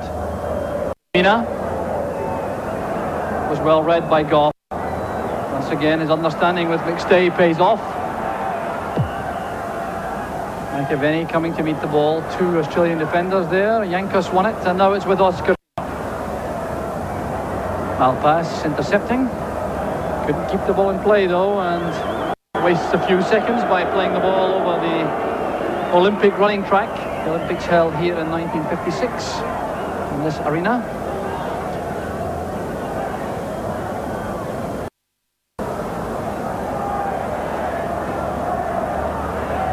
So Australia come forward again. Graham Jennings. Up goes Goff. Played square across the 80-yard line. Crino couldn't get to it. His legs beginning to feel the pace as Aikens forward. Cooper playing it into space, but the offside flag goes up. Frank McAvenny tried very hard to get back into an onside position.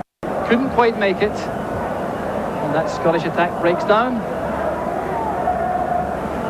So 55 minutes. To the second half, still no score. Some signs of agitation around Mr. Arok and his Australian bench. I don't know what the results will be. We're obviously going to have a substitution here. We're going to have Zarko Odzakov is going to come on. Yes, looks like Odzakov. He'll play in midfield if he comes on. If he adopts his normal role. I wondered if the Australians might go for here another striker, but here's the change which is going to be made, and yes, the legs of Crino have given out. He is being replaced by Odzakov, experienced 30-year-old player, to boost the Australian midfield. Crino departs. Murdo McLeod has taken up his seat again for Scotland. Still no sign of a change. That was a sore one in Speedy. Ratcliffe came in heavily. The referee has given the throw in to Scotland, but that's a little consolation, I fancy, for the moment for Dave Speedy. Well, he shrugs the knock off. Waits for Goff's throw. Cooper is the man challenging. Picked up Odzakov. Patikas, a roar of anticipation around the stadium as he wins possession, taking on the Scottish defence himself, looking for a shooting chance. Kosmina playing it against Graham, and Paul McStay calms things down as he tidies up inside the Scottish box. Some first touch by Odzakov. That ball Patikas was a beauty. Souness slowing it down again for Scotland, playing it back to Jim Leighton. Clearly the current scoreline will do fine as far as Souness and his Scottish teammates are concerned. It certainly creates lots of anxiety for the Scots, the thousands of Scots inside the stadium. There's McAvenny going in bravely with Dunn, but the big defender wins it. And here's Ken Murphy, finding Kosmina, who's come deep away from Leash. Now Davidson towards Mitchell. Good head down. Chance for Murphy to shoot. And Zarko that time attacking the shot. Block it. A shade too remote on the far side as Davidson wins it for Australia. Plays it back to Terry Greedy. So we're past the three-quarter point in the match. And thanks to Jim Leighton, Scotland are still on level terms at 0 apiece. And the Australians, with all the problems, trailing by 2 goals from the first leg. The Scots have now invited Maurice Johnston and Graham Sharp to warm up on the track. That would certainly be an interesting change. As Australia line up the free kick, I wonder if Odzakov fancies himself from long range. Scotland have a 2-man wall, Souness and Cooper. Here's Odzakov. That was a splendid effort from Odzakov, the substitute. It was rising all the time, and that's what took it over the crossbar. It was helped though by a fingertip save from Leighton. And the Aussies have a corner kick. Ball was swerving and Leighton got a touch. Well, I don't think it would have got in even if Leighton hadn't touched it. Still some fine goalkeeping once again. Odzakov will take the corner. Cavalry charge once again in the box, but there's been some bumping and boring in the 6-yard box, and the referee gives Scotland the free kick. The scoreline is perfectly satisfactory for Scotland at this point, but it's just impossible to kid ourselves about the way it's been achieved. If we play like this against the major powers in the game that we're sure to encounter in Mexico, then we'll be in deep trouble. It's all very well to say that these matches will be entirely different problems, that the opposition will bring out different qualities in the Scotland team. The simple fact remains that this is a very miserable showing for a Scotland team against moderate part-time players who are playing above themselves. Frank McAvenny trying to do something about that moderate performance mentioned by Hugh McIlvanney. Certainly could take no issue with these observations.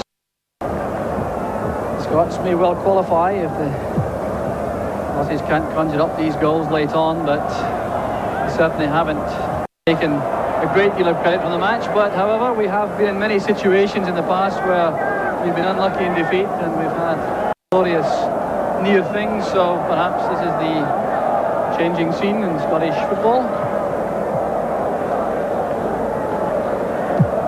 Ferguson on the track, area picture talking to Graham Sharp and Mo Johnston. It looks as though we may have a double substitution to freshen up the attack.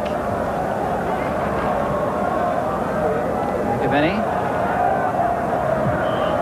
playing it wide now for Malpass, who leaves it. Cooper and goes in the overlap. Cooper lofting it in towards Speedy. The challenge came from Robbie Dunn, and that, I think, will be a corner kick. Speedy, I think, hoping for a little more, but to no avail. And indeed, the corner kick has been given. There's the flighted pass from Davy Cooper. Speedy going for it with total determination and commitment, and Dunn was matching his run all the way. Certainly no foul in that challenge from Dunn.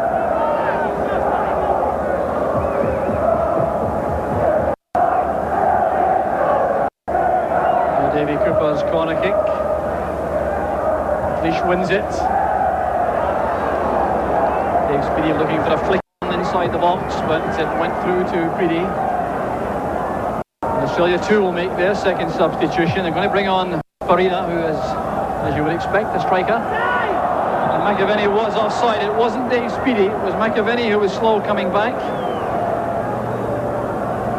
And now the second change will be made for Australia. Now this undoubtedly is their last throw. They're taking their central defender Robbie Dunn and putting on a striker, 23-year-old Frank Farina. Dunn clearly not too pleased to come off, but the change is obviously a tactical one. It does not reflect in any way on Dunn's performance, which has been completely solid at the back. So Frank Arok makes his final gamble for Australia. Odzakov going all the way. Chance. No at all for the Australians. Odzakov can scarcely believe it. I can scarcely believe it. Well, what a move that was. Let's see it again. Going through with skill, determination, strength.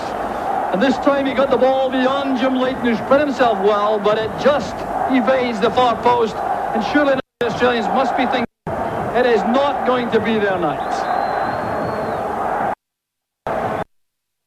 Yes, that deserved a goal, there's no doubt about it.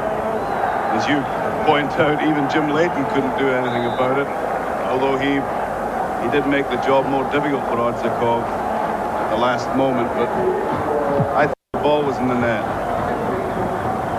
That was great goalkeeping again to spread himself to make life difficult, but what a life that was for Scotland. And in the midst of that, a substitution has been made for Scotland. Dave Speedy's gone off and Graham Sharp has gone on. Yes, Patikas trying to get the byline. The goal kick's been given. The tackle was from Willie Miller. Well, the gods smiling undoubtedly on the Scotsman tonight. The scorelines not reflect the efforts put in by Australia. They can undoubtedly be proud of their performance tonight against some very highly respected full-time European professionals. They put up with and could so easily have got the goals to keep them in the World Cup. And they're certainly not giving up by any means with Frank Farina on. Ken Murphy's been so influential in that midfield area. Released by Dundee United. Performance, it's hard to understand that. Perhaps, as Hugh McIlvanney says, they are playing above themselves, but showing lots of skill. As Cooper goes forward, and Yankos steps in, preventing Cooper getting the cross over. And he's had to concede a corner kick. And I wonder the final irony for Australia could be a Scottish goal later. Well, it could very easily happen. They must feel now that they're just doomed to lose this match. So Cooper with the in-swinger. Right across the far post, and commanding goalkeeping again from Greedy. He's never looked to be in trouble in the match. Long surging run from Murphy. Scott's getting back in. Well, he ran fully 60 yards back to join the Scottish defence. With a loose pass picked up by Sharp, the fresh legs in the Scottish attack. Cooper now on the right, trying to attack Graham Jennings. Playing it to the far side for Sharp. Well, he's clearly unhappy with his own header, the Everton striker. Australia have possession again. Taken with the body check. The referee content simply to give the free kick. Crino went down, and it certainly looked as though he was inviting that infringement. Here he goes again, coming inside to attack the Scottish defence. Now pass the interception. Was a hand used by Odzakov? No, says the referee, and it's mixed day with the... So Jennings back to Ratcliffe. Switching it wide to the far side to Davidson. Mitchell turning to make room for the shot. Covered all the way by Jim Leighton. And Mitchell did well, and he found himself in lots of space to make the effort. Weariness is creating great gaps all over the field now for anybody who has the legs to exploit them. In these circumstances, you'd expect Scotland to have a very pronounced edge, but that's not really the case at the moment. Our own tiredness is liable to give Australia as many chances as theirs provides for us. Good play from Sharp, going at the Australian defence by himself, trying to find room for a shot. And Murphy tidying up, kept the ball in play, did not concede the corner kick because Graham Sharp hoped. Just under 10 minutes left, still no scoring here in Olympic Park, Melbourne, as Scotland hang on to their World Cup dream. 2 goals in separating the sides. I think Arok looking anxiously at his watch. Eddie Thompson beside him, the former Hearts and Aberdeen player. The Australian coach, misjudged by McLeish.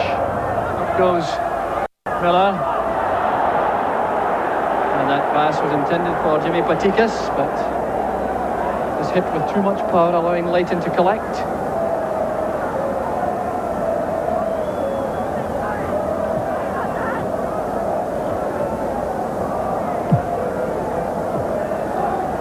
Leighton seeking out McAvenny once again. Sharp height helping out the attack, but Dave Ratcliffe wins it for Australia. So can Scotland keep the scoreline the same for the last 10 minutes and guarantee their place in Mexico? Yankos trying to inspire a late surge by Australia. So a lot of very tired players out there. Dave Mitchell going through, over carrying the ball, allowing Leighton to gather. But he certainly hasn't stopped trying from the first moment.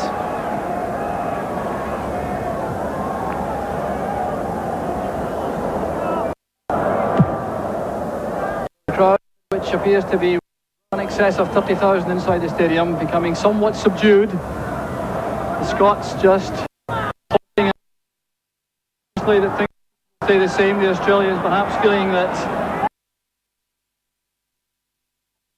time is running away too quickly for their favourites.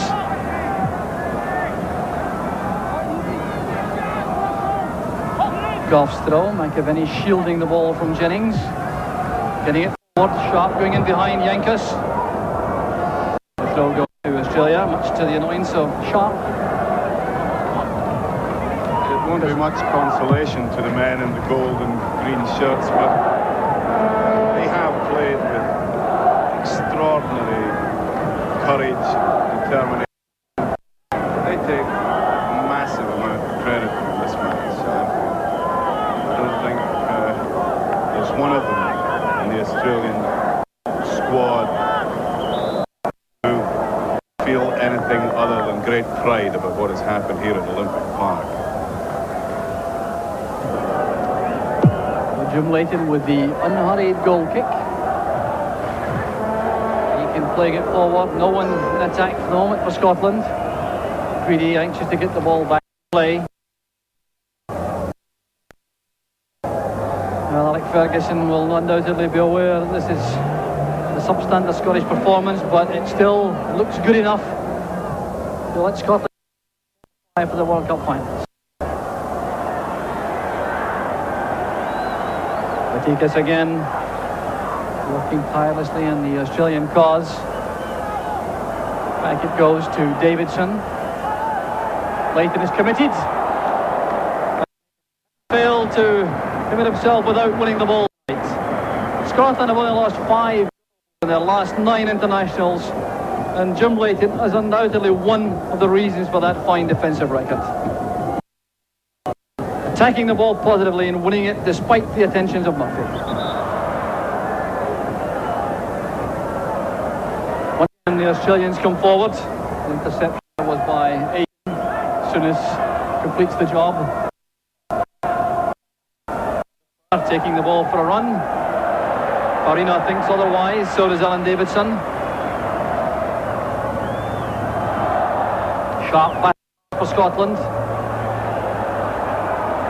Davidson gets the ball wide. That's good play. Odzakov has it. He's certainly made an impact in the match since he came on. Patikas thought about the long-range effort. Picked out Kosmina. Farina looking for the chance to cross. Odzakov again. Souness is escorting him toward the byline. Malpass also there. Odzakov. Malpass must deny him the chance to get the pass over. We'll take the corner kick, I think. 12 may have gone for the throw. Yes, the linesman indicating a throw in.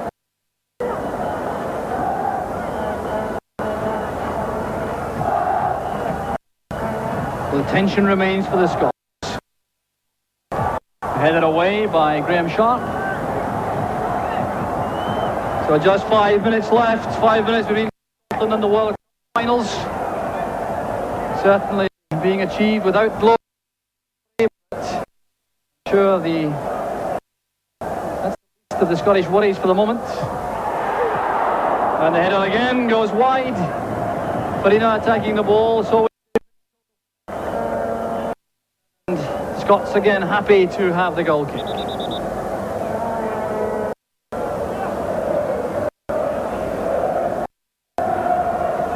So some earnest conversation on the Scottish bench as Leighton gets the ball back in play.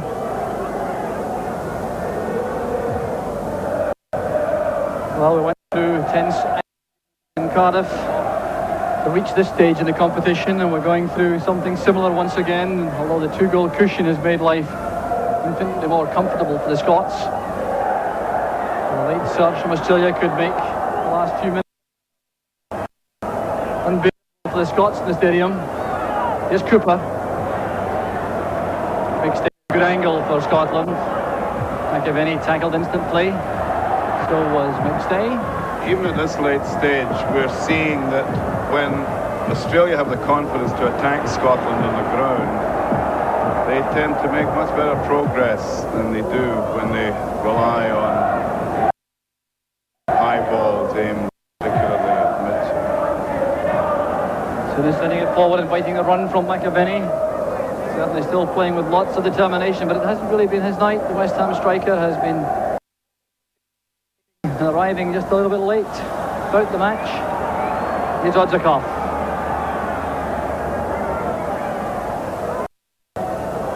Now Davidson.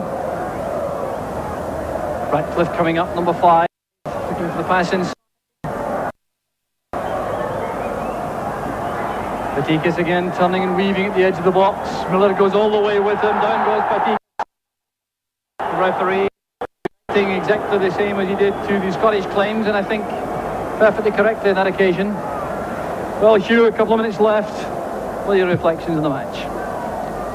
Well, most of them are bound to be unhappy, but I think if we conduct consolation, we can at least come up with a very, very big consolation in the growing evidence that in a truly outstanding goalkeeper, and that's the sort of asset that we've been short of through much of our recent history. I think that you'd have to go back a couple of decades to Bill Brown to find a Scottish goalkeeper as reassuring as this man, and perhaps even as far back as Jimmy Cowan to find someone capable of such a save.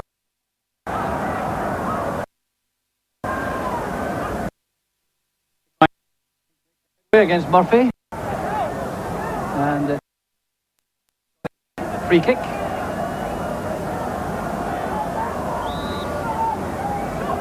Taken by Richard Goff.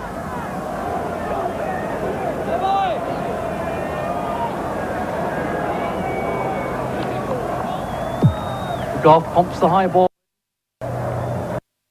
Won by Aiken. Dumped away by Yankos. Leash playing it forward. Late chance for Farina for Australia, and the interception, easy one for McLeish to make. McAvenny has gone offside as the Australians pushed forward in support of the creative work in midfield.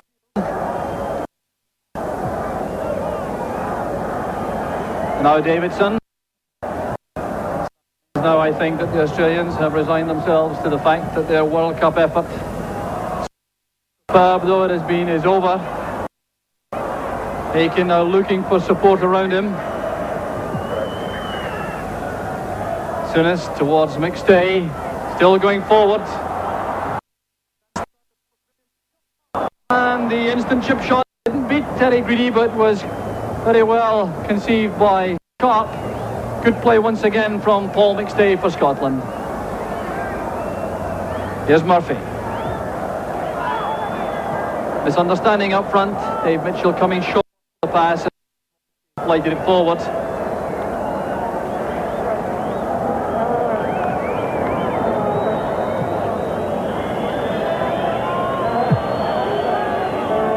There's the signs. Good Arok Hall. 12 miles away, but the message is clear.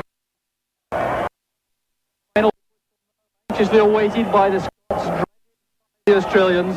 Scotland all finishing the match on the attack with this free kick.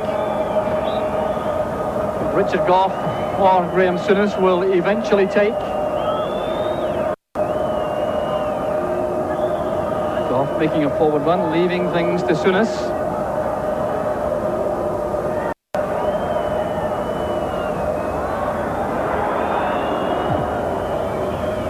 Graham Sharp is the target. Aiken going in. But it's a free kick against Sharp for a bit of pushing and an exchange of the unfriendly type between Sharp and Ratcliffe. Frustration clearly for the Australian defender.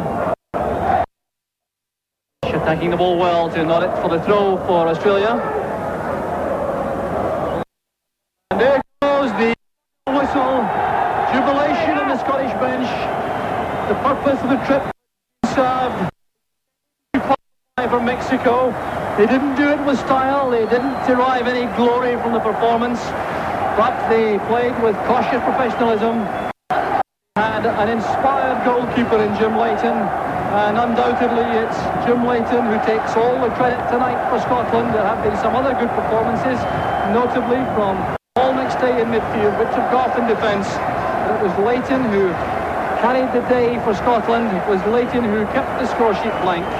And as a result, with the scoreline, Australia 0, Scotland 0, Scotland will make a trip to Mexico once again for the World Cup finals in Glasgow. Well, there we are. We'll take a break here. Rejoin us for a postscript to the big match in a couple of minutes. No.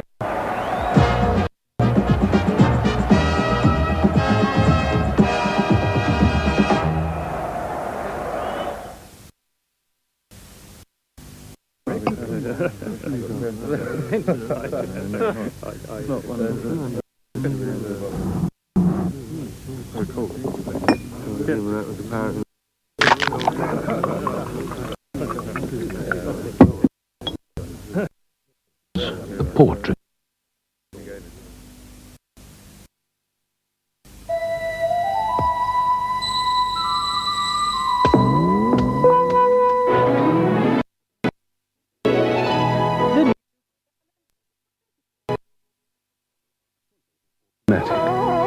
With a unique close-up flash, the 35mm autofocus Sprint takes everyone by surprise. Think of all the times people eat in your home. All those dirty dishes, the greasy glasses, the sticky mugs, the cups, saucers, the knives, the forks, the ketchup-smeared plates.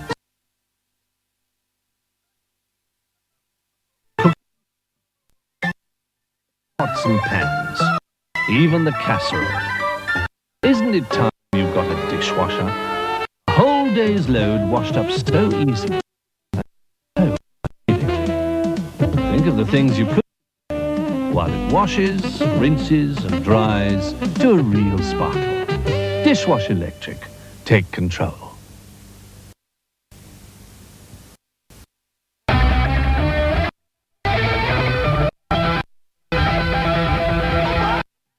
The fresh glucose drink.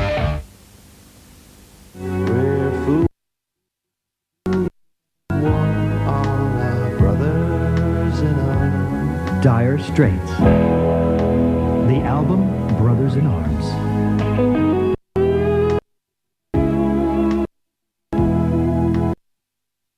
From ballads to rock, the sound is superb. That ain't working. Money for nothing and your chicks for free. Get Brothers in Arms now. Have you noticed everything's small? Take stereo, for example. Little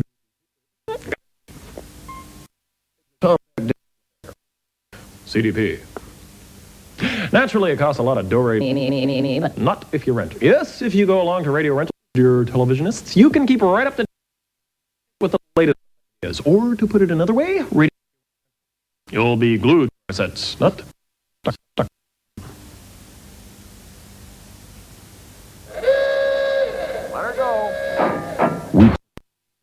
World's toughest trucks. And a 400-foot cliff.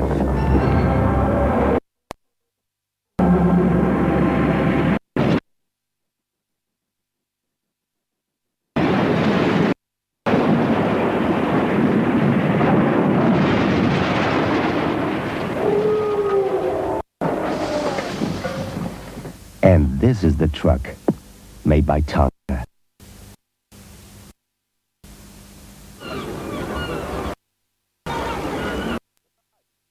takes me back to my shark fishing days in Oz. Wrestling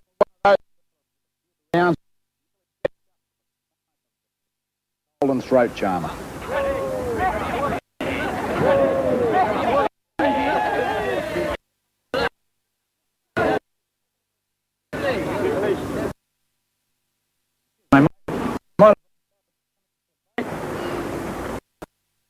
Foster's. Task. The Australian for lager.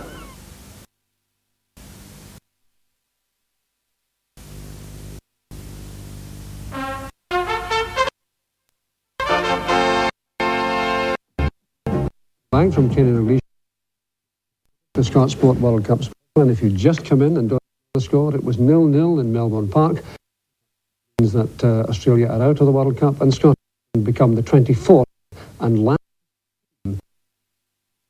to go into the World Cup finals. And Scotland, the latest news will tell us that it's 25-1.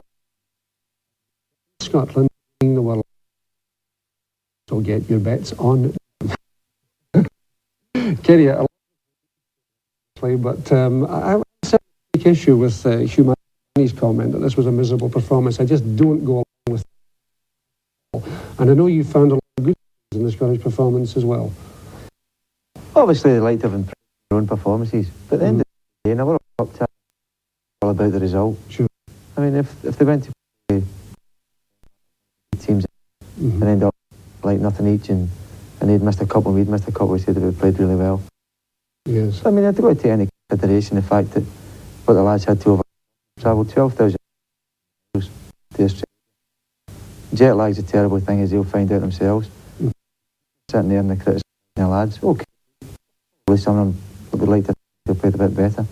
But they made as many chances as they did. Yes.